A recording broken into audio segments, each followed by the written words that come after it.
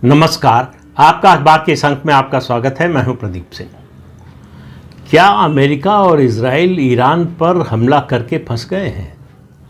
ये एक सवाल नहीं है बल्कि कई लोगों का जजमेंट है। एक ज्यूरी है दुनिया में जिसने अपना फैसला सुना दिया है कि अमेरिका और इजराइल फंस गए हैं और अब इसमें से निकलने का रास्ता खोज रहे हैं।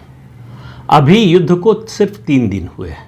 याद कीजिए, इससे पहले जो युद्ध हुआ था वो 12 दिन चला था और उस 12 दिन के युद्ध में एक लिमिटेड ऑब्जेक्टिव जो था अमेरिका और इजराइल का, वो कहते हैं उनका पूरा हुआ। हालांकि जो न्यूक्लियर फैसिलिटी है ईरान की पूरी तरह से ध्वस्त बर्बाद नहीं हुई, इसलिए उसको पूरी तरह से सक्सेसफुल नहीं कहा जा सकता।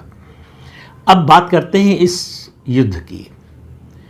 ऐसा नहीं है कि अमेरिका और इजराइल को मालूम था कि वो पहली स्ट्राइक करेंगे और जो है किला फतह कर लेंगे। वो 12 दिन के युद्ध से समझ चुके थे कि ईरान की ताकत क्या है, उसकी स्ट्रेंथ क्या है। ईरान की सबसे बड़ी स्ट्रेंथ है उसके ड्रोन और उसके अलावा उसकी बैलिस्टिक मिसाइल और सुपरसोनिक मिसाइल। ये है उसकी सबसे बड़ी ताकत।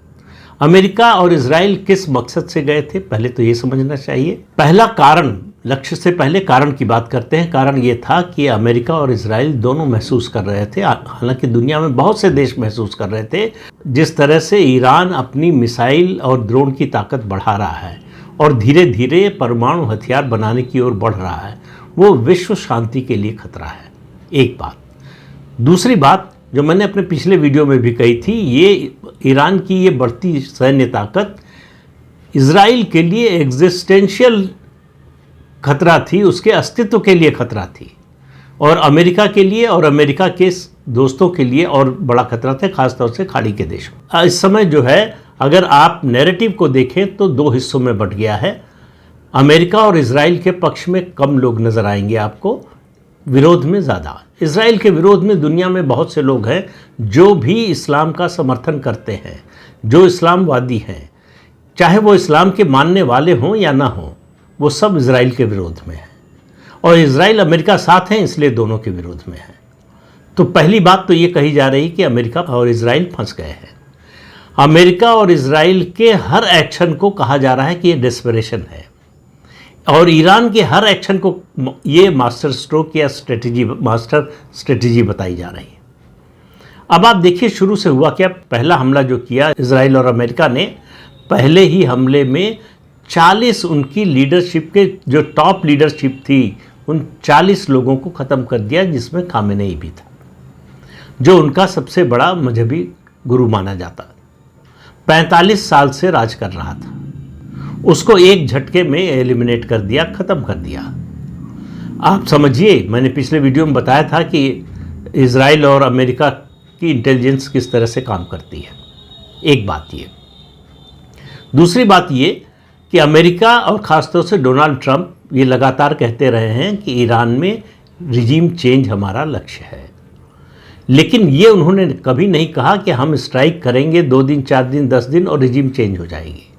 रिजीम चेंज कब हो सकती है, पहले तो ये समझ लेना चाहिए। अगर हम आप जो सामान्य लोग हैं इस बात को समझते हैं, तो अमेरिका और इजराइल के स्ट्रेटजिस्ट न समझते हों, ये मानना नासमझी होगी। रिजीम चेंज की 2 स्थितियां होती हैं। एक, बूट्स ऑन द ग्राउंड, कि वहाँ पर आप पैदल सेना आपकी उतरे, इन्फेंट्री उतरे, उसके बाद आप रिजीम चेंज कर सकते हैं।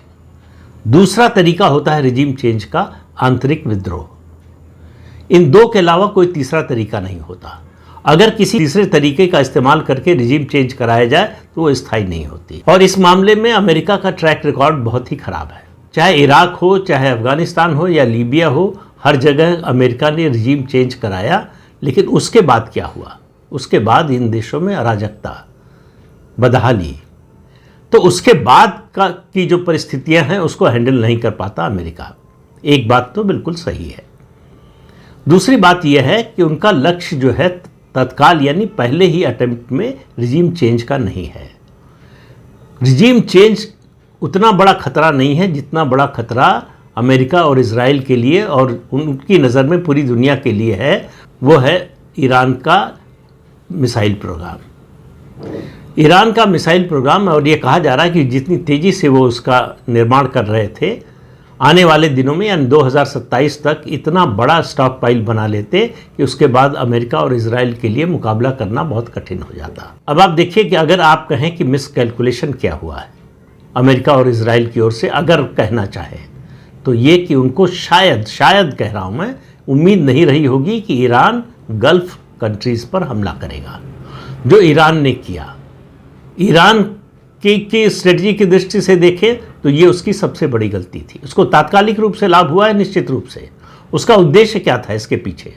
उसका उद्देश्य था कि इन देशों के इंफ्रास्ट्रक्चर पर जो लगातार मॉडर्नाइजेशन की ओर बढ़ रहे हैं, उनके पास पश्चिमी निवेश आ रहा है, उनके देश में तरक्की हो रही है, मॉडर्निटी की ओर बढ़ रहे हैं, इनके इंफ्रास्ट्रक्चर पर और इनके सिविलियंस पर हमला करेंगे तो इन पर दबाव बढ़ेगा अपने लोगों को बचाने, अपने इंफ्रास्ट्रक्चर को बचाने के लिए, और वो उसके बदले में दबाव डालेंगे अमेरिका और इजराइल पर युद्ध रोको। और हुआ क्या? खाड़ी के इन देशों का नुकसान तो ज़रूर हुआ, नुकसान हो भी रहा है, लेकिन उन्होंने ये रास्ता नहीं अपनाया कि वो अमेरिका और इजराइल पर दबाव डालें कि युद्ध रोक दो। उसके बदले वो सब एक हो गए। जो आपस में बटे हुए थे, जो ईरान के मामले में तटस्थ थे या अमेरिका इजराइल के विरोध में थे, वो सब एक हो गए और कहा कि हम मिलकर जो है ईरान से बदला लेंगे, ईरान पर जो भी हमला करेगा उसका समर्थन करेंगे। तो ईरान ने अपने दोस्तों को या जो दुश्मन नहीं थे उन सबको दुश्मन बना लिया। अब ये अगर मास्टर स्ट्रेटजी है, फिर फेल्योर क्या होता है ये मुझे समझ में नहीं आता। ईरान ने तात्कालिक रूप से जरूर अमेरिका के जो एसेट्स हैं इन देशों में उन पर हमला किया है, ड्रोन से और मिसाइल से भी, उससे जो है नुकसान पहुंचा है इन देशों को। तो ईरान इस मामले में ये क्लेम कर सकता है कि उसने जवाब दिया है अमेरिका को। अब अमेरिका और इजराइल की बात करें तो रिजीम चेंज का मैंने बताया, न तो अमेरिका को न इजराइल को ये उम्मीद थी कि उनके हमले से रिजीम चेंज हो जाएगी। उनको भी अच्छी तरह से मालूम है कि रिजीम चेंज की परिस्थितियां क्या होंगी। तो उनका लक्ष्य क्या है कि अभी जो रिजीम है उसको इतना अशक्त बना दो कि उसका डर खत्म हो जाए। खामेनेई का डर ही था, हालांकि उसके बावजूद हज़ारों लोग सड़कों पर उतरे, मारे गए, लगभग कहते हैं 30,000 से 38,000 लोग गोली से मारे गए और इससे ज़्यादा लोग जो है जेलों में हैं। तो उस रिजीम के खिलाफ यानी खामेनेई के खिलाफ गुस्सा तो था ही, लेकिन अमेरिका हमला करेगा और वो रिजीम चेंज कराएगा, इससे वहाँ के लोगों का समर्थन नहीं मिलेगा। इसीलिए आप देखिए बार बार डोनाल्ड ट्रंप बोल रहे हैं, मैं इसलिए हमला कर रहा हूं कि ये परिस्थिति बने कि आप अपने देश को रिक्लेम कर सकें। जनता से कह रहे हैं कि आइए और अपने देश को चलाइए। अमेरिका एक बार भी ये संकेत नहीं दे रहा है कि वो ईरान को चलाना चाहता है या ईरान पर शासन करना चाहता है या कोई प्रॉक्सी अपनी जो है ईरान में उसको सत्ता सौंपना चाहता है। तो रिजीम चेंज की परिस्थितियां तैयार कर रहे हैं अमेरिका और इजराइल, ताकि लोग डरे बिना सड़कों पर निकल सकें और रिजीम चेंज कर सकें, सत्ता परिवर्तन कर सकें और अपनी सरकार बना सकें। और इसमें ये काम कोई 2 दिन 4 दिन या 2 महीने 3 महीने में नहीं होने वाला है, इसमें लंबा समय लगेगा। इजराइल और अमेरिका का उद्देश्य इस समय यह है कि जो IRGC है, जो ताकत है इस रिजीम के पीछे, जो दमनकारी ताकत है, उसको अशक्त कर दिया जाए, उसको निष्प्रभावी कर दिया जाए।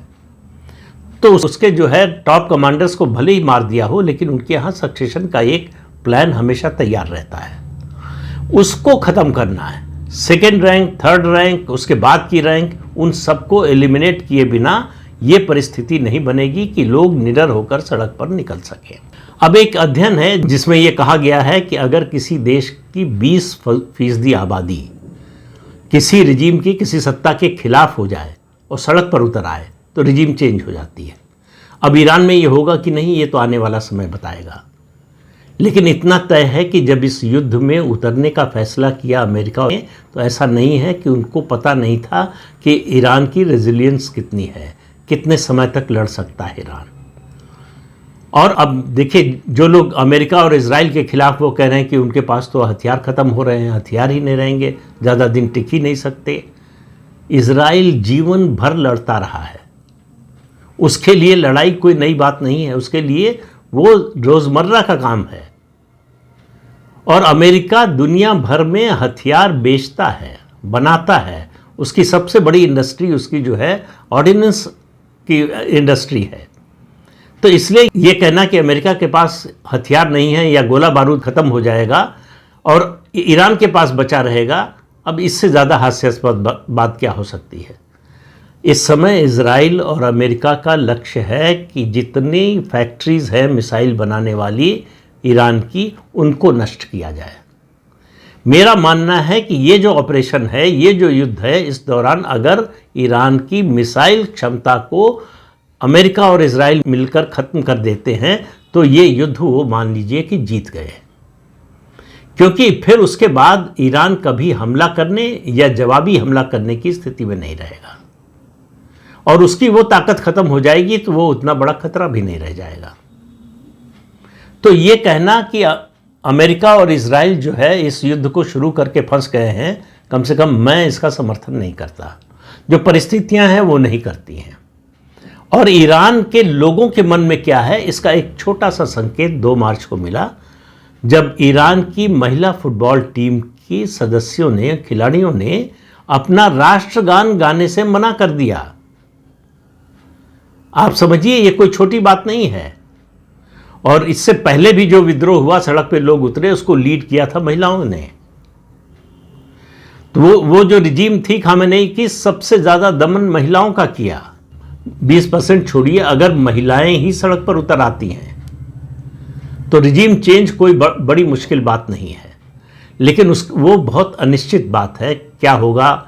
लोग अमेरिका और इजराइल के हमले को ईरान के लोग किस रूप में देखते हैं, क्या अपने अंदरूनी मामलों में दखल मानते हैं या उनको ये लगता है कि ये कोई जो है अपना प्रॉक्सी खड़ा करना चाहते हैं, इन सब बातों पर निर्भर करेगा।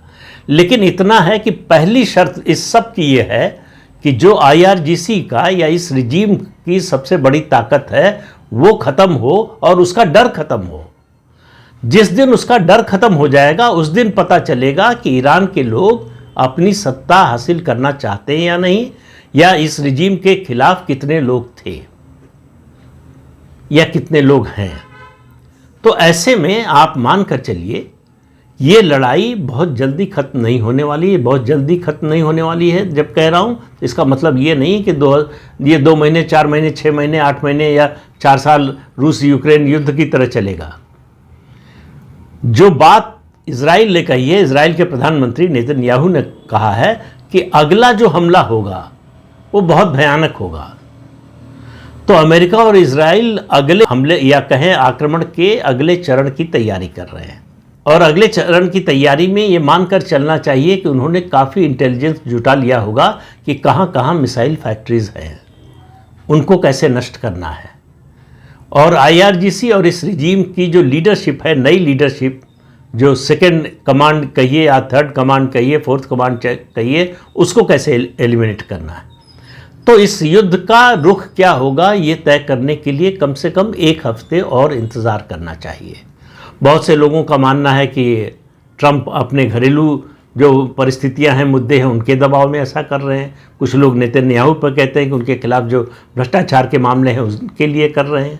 लेकिन ये मुद्दे उनके लिए बहुत छोटे, ये मैं नहीं कह रहा हूँ कि इन मुद्दों का उन लोगों पर कोई असर नहीं है, लेकिन जो हो रहा है इसमें ये मुद्दे बहुत छोटे हैं। और अमेरिका और इजराइल इस युद्ध में उतरने से पहले उन्होंने एक तरह से टेस्ट कर लिया था पिछले 12 दिन के युद्ध में कि ईरान की ताकत कितनी है, कितने लंबे समय तक लड़ सकता है, उसके पास हथियारों का जखीरा कितना है, इस सब का असेसमेंट कर लिया था। तो ईरान की तुलना में जो सैन्य ताकत है इजराइल और अमेरिका की संयुक्त रूप से, वो बहुत ज़्यादा है। लेकिन नैरेटिव वॉर में मुझे लगता है कि अमेरिका और इजराइल पिछड़ रहे हैं। जो इस्लामी इकोसिस्टम है और इसमें ख़ास तौर से जो लेफ्ट इकोसिस्टम है, वो नैरेटिव बनाने में बड़ा चालाक है, बहुत माहिर है।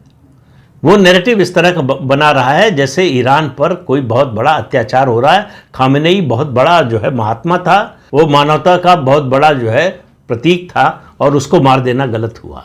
एक डिक्टेटर को, एक अत्याचारी को मार देना कभी गलत नहीं होता। मैं सनातन धर्म को मानने वाला हूँ, सनातनी हूँ।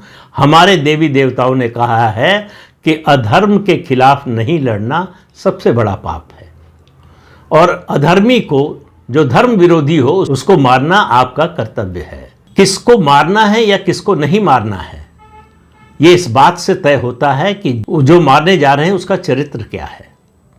तो खामेनेई ईरान के लिए ही नहीं, आसपास के देशों और दुनिया के लिए खतरा था, और दुनिया के लिए जो खतरा था उसको अगर एलिमिनेट कर दिया गया है तो मुझे लगता है दुनिया पहले से कुछ तो ज़्यादा सुरक्षित हो ही जाएगी।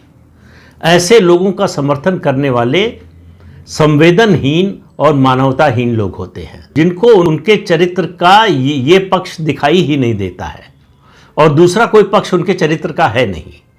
कोई अच्छा काम खामेनेई ने 45 साल में किया हो, कोई बताए मुझे कि ईरान के लिए ये अच्छा किया, मानवता के लिए ये अच्छा किया, दुनिया के लिए ये अच्छा किया। और अभी जो कर रहा है, जिस तरह से खाड़ी के देशों पर, उनके इंफ्रास्ट्रक्चर पर, उनके नागरिकों पर हमला कर रहा है, उस देश के बारे में और क्या कहेंगे। तो ये मान लेना अभी से कि अमेरिका और इजराइल फंस गए हैं और अब निकलने का रास्ता ढूंढ रहे हैं। बहुत से डिप्लोमेट्स को भी मैं सुन रहा हूँ जो कह रहे हैं कि इस जो भी कदम उठा रहा है अमेरिका और इजराइल, सबको वो डेस्परेशन बताते हैं। हिजबुल्ला ने आक्रमण शुरू कर दिया इजराइल पर, हिजबुल्ला पर आक्रमण किया इजराइल ने, कह रहे हैं ये डेस्परेशन है। मतलब अमेरिका और इजराइल जो कर रहा है सब डेस्परेशन है, यानी उनको युद्ध के बारे में कुछ नहीं मालूम, उनको ईरान के बारे में कुछ नहीं मालूम। वो अब मालूम है अगर किसी को तो वो सब कुछ ईरान को मालूम है। और ईरान का जो समर्थन कर रहे हैं, मेरा मानना है कि वो मानवता के विरोधी हैं। ईरान से मेरा मतलब ईरान के लोगों से नहीं, ईरानी जो रिजीम है उसकी बात कर रहा हूँ। अभी पिक्चर बहुत बाकी है, बहुत कुछ होना है। ये युद्ध क्या रुख अख्तियार करेगा, ये मेरा मानना है कि अगले 4, 5, 6 दिनों में तय होगा कि किधर जा रहा है युद्ध। तो इस अंक में इतना ही, अगले अंक में फिर मिलेंगे किसी नए मुद्दे के साथ। तब तक के लिए अनुमति दीजिए। आपसे अनुरोध है कि चैनल देखिए, शेयर कीजिए, लाइक कीजिए और सब्सक्राइब जरूर कीजिए। नमस्कार।